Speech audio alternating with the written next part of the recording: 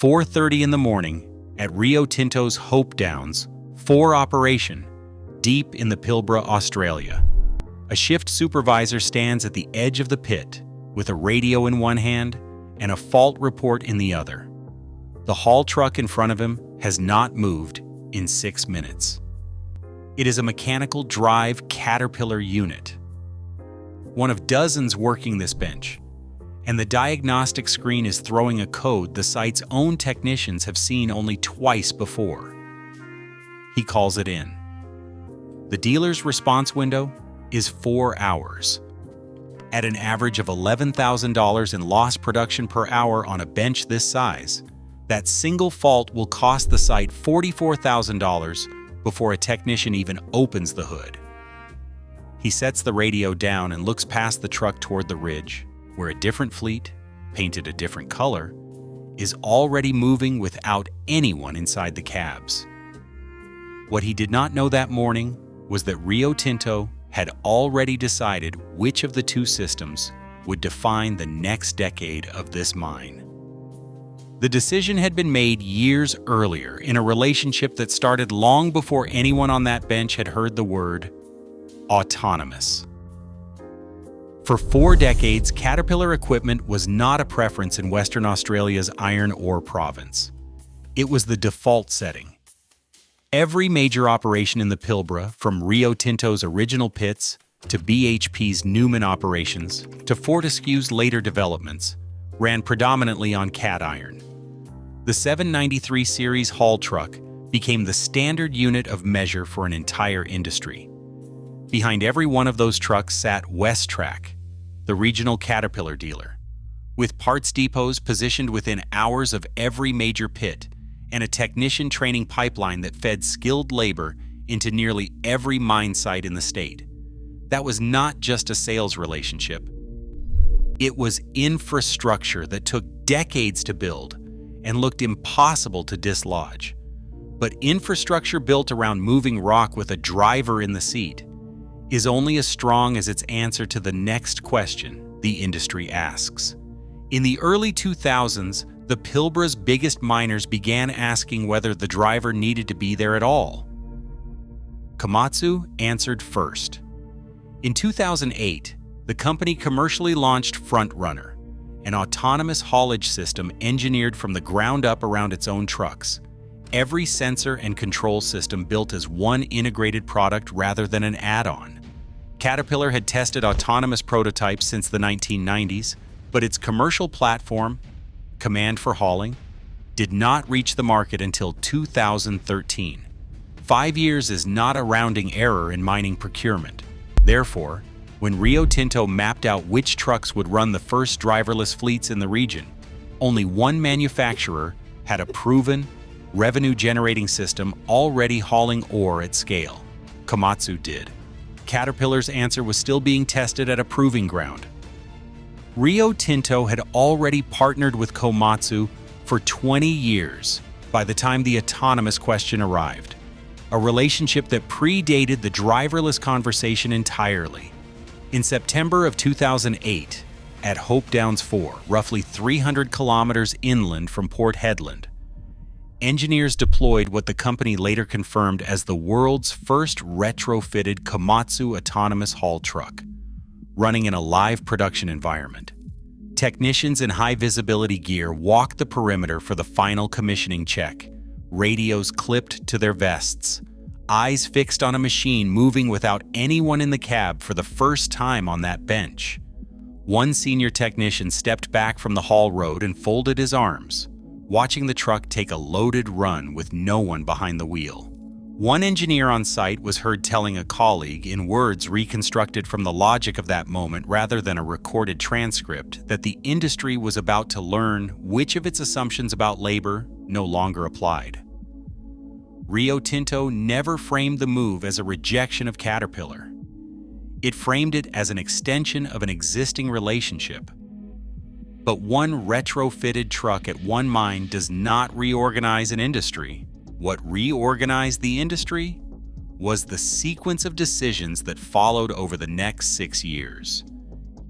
Here is the mechanism that explains that sequence. and why it was not a misstep on Komatsu's side of the ledger. A new haul truck sale is a single, enormous, one-time transaction. It spikes a revenue chart once and disappears. An autonomous retrofit and licensing contract is different. It generates a recurring, per-truck, per-year technology fee for the life of the fleet, plus a service relationship a competitor cannot easily displace once the software and the operator retraining are already sunk costs. Across a Pilbara fleet approaching 400 trucks, that recurring model was worth far more to Komatsu's board over a 10-year horizon than any single truck order was worth to Caterpillar's. The executives who approved the early retrofit programs were not rejecting Caterpillar's hardware. They were buying into whichever platform had already proven it could run at scale, because a failed pilot on their books would have cost more than any dealer relationship ever could. The system that worked first won the contract that mattered most. If you enjoy videos like this one, subscribe so you don't miss the next one. It enables us to make more videos. Now back to the story. Komatsu's early lead did not stay contained to Hope Downs 4. Therefore, Rio Tinto extended the program to Brockman 4 in 2017, converting 29 additional Komatsu trucks to autonomous operation. But every mine that converted with Komatsu trained its workforce and built its safety case around Komatsu's architecture. Therefore, moving that operational knowledge to a competing platform later would mean retraining an entire site, not replacing a truck. But the labor market noticed the same pattern the balance sheets did. Certification programs across the Pilbara began teaching front-runner dispatch protocols as the regional standard, and a generation of controllers learned one system before they ever touched the other. Therefore, Caterpillar was competing against a workforce, not just a competitor. Caterpillar was not standing still. Command for hauling matured, and by 2019, it had proven itself at nearly 200 autonomous units across the region, enough for Rio Tinto to award Caterpillar and Westrac the fully autonomous Koodaideri development outright. Therefore, the market did not collapse into a single winner. It split into two competing autonomous ecosystems inside the same region, each one hardened into a specific site's infrastructure. But a split market is still a market where one company arrived 5 years late to set the terms. And Western Australia's autonomous haul fleet, over 400 vehicles running Komatsu's front-runner architecture at last count, remains the largest deployed autonomous truck fleet on Earth. The specific failure was not engineering quality. Caterpillar's trucks were not worse trucks, and on raw payload and duty cycle, the 793 series remained fully competitive throughout this period. The specific failure was a bet on flexibility over speed. Caterpillar built its autonomous strategy to eventually retrofit any brand of truck on a site, its own and its competitors', which meant solving a harder interoperability problem before going fully commercial. Komatsu built its system to run only its own iron, which meant it could commit to a live production launch 5 years sooner and let the data accumulate while its rival was still in testing. In an industry where the first company to prove a driverless fleet works safely at scale, captures the retraining pipeline, the dispatch software, and the decades-long service relationship that follows, 5 years is not a technical gap. It is the whole market. The conventional Caterpillar trucks already working Pilbara benches are not going anywhere. Fleets this size do not turn over in a single budget cycle, and Westrac still services some of the largest mine sites in the state. But when the biggest new autonomous programs of the last decade needed a platform with a proven production record, several of Australia's largest mining companies looked at the calendar before they looked at the badge on the hood, and the badge that had been running longer got the order. Caterpillar did not lose the Pilbara.